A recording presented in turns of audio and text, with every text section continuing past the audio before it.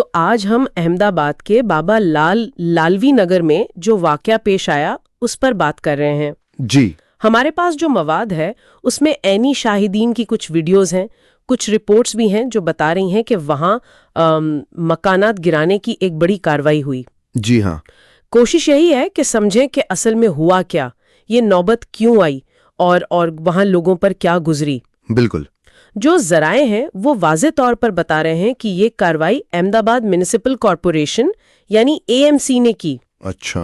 اور پولیس کی بھاری موجودگی میں کی. بظاہر یہ ہائی کورٹ کے ایک فیصلے کے بعد ہوا ہے. یعنی قانونی کارروائی تھی. جی لگتا تو یہی ہے. حالانکہ وہاں رہنے والے لوگ جو تھے وہ یا تو کوئی متبادل جگہ چاہ رہے تھے یا کم سے کم کچھ مزید وقت کی امید میں تھے.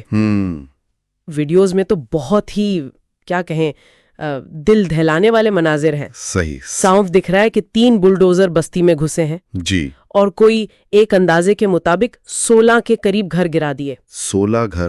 جی. اور پولیس نے تو پورے علاقے کو جیسے گھیرا ہوا تھا. جی کارڈن کیا ہوا تھا. اور جو لوگ احتجاج کر رہے تھے ان میں کچھ سیاسی کارکنان بھی تھے.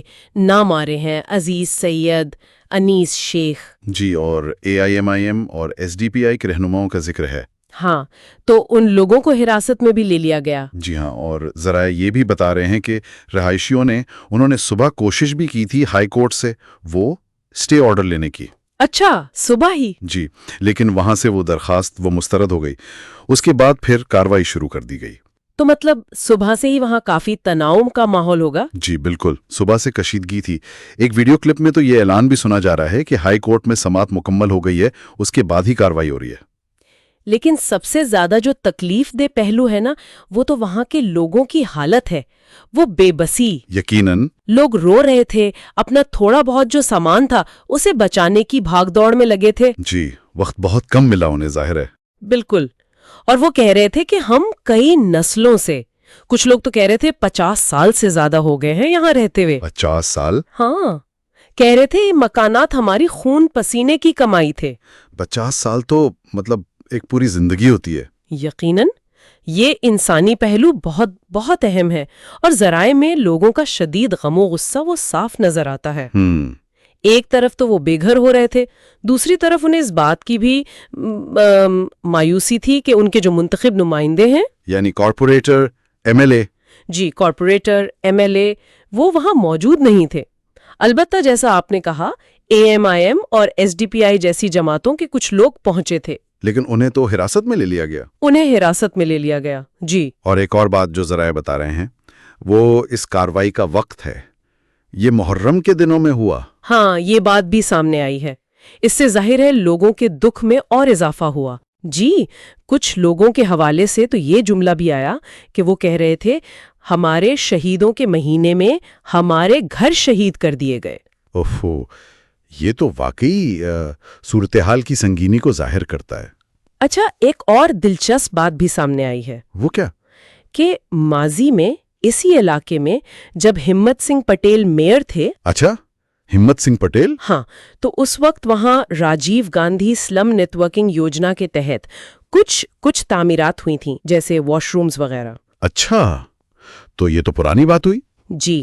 اور اس کی ایک تختی کی تصویر بھی ذرائع میں شامل ہے. تو اس کا مطلب تو یہ ہوا کہ کسی نہ کسی سطح پر اس بستی کو ماضی میں کوئی حیثیت حاصل تھی، تسلیم کیا جاتا رہا ہے. یہی لگتا ہے. یہ تو معاملے کو اور کیا کہیں پیچیدہ بنا دیتا ہے، خاص طور پر ان لوگوں کے لیے جو کہہ رہے ہیں کہ وہ دہائیوں سے وہاں ہیں. بالکل. یہ نقطہ ان کے اتنے لمبے عرصے سے وہاں رہنے اور ماضی میں ممکنہ طور پر ملی کسی قسم کی قانونی یا نیم قانونی حیثیت پر سوال تو ضرور اٹھاتا ہے.